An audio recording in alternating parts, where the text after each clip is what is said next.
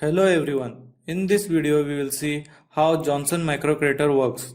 Here is the Johansson Mikrokator.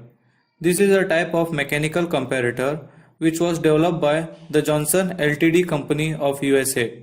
This instrument uses principle referred as Abramson moment named after H. Abramson to obtain high mechanical magnification of the difference in length as compared to the standard. A twisted thin metal strip holds a pointer, which shows the readings on the suitable scale.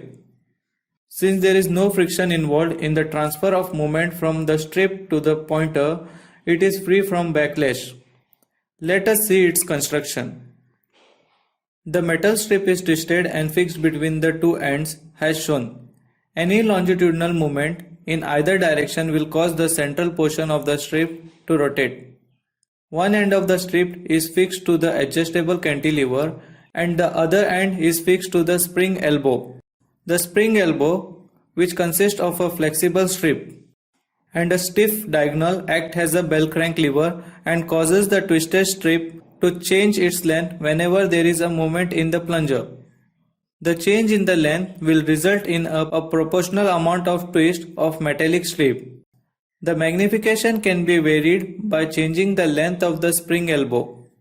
A pull on the metal strip subjects it to tensile force. In order to prevent excessive stress on the central portion of the metal strip, perforations are made in the strip.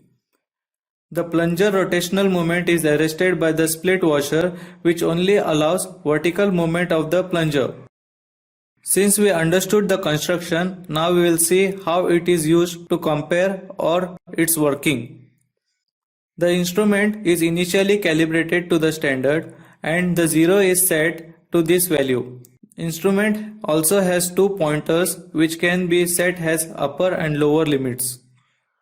Then the test specimen is placed on the measuring table and made to slide below the plunger of the instrument. Any difference in the measured dimension of the specimen will result in either lowering or rising of the plunger. The lowering and rising of the plunger will make the bell crank lever to move in forward or backward direction and in turn will twist or untwist the metallic strip. This results in the movement of the pointer, which shows the reading on the appropriate scale. This is how Johahsson's Mikrokator works. Hope I have put enough effort to make you understand. If you like my video and want to see more videos like this in the future, then subscribe my channel and turn on the notification. Also like my video and don't forget to comment your opinion in the comment box. Thank you for watching.